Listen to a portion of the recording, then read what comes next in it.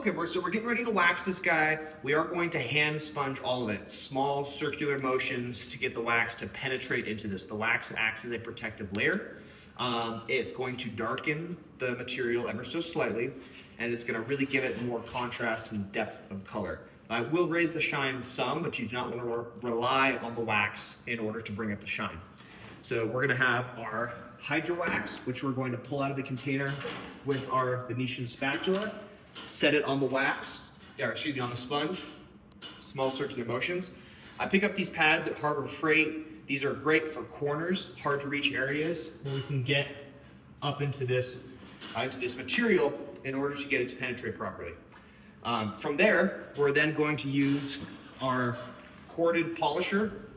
I'm going to do a whole series on polishing and why I use corded versus battery powered, things like that.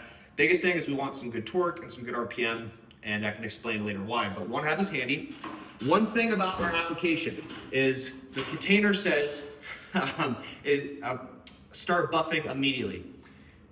Don't do that. We really do not want to do that because your wax needs to set up a little bit. Not too much unless, there's a sweet spot, it's a dance. So we're gonna apply and you wanna, okay, so when do I buff? Well, when the coloration starts to return to normal. So what's gonna happen is we're gonna wax a section, as you'll see in a moment.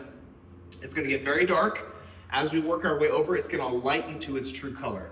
When it starts to lighten, depending on the material and humidity, that's when we're gonna come back and start to buff it. So you'll have someone sponging ahead of you, then someone coming back behind and polishing.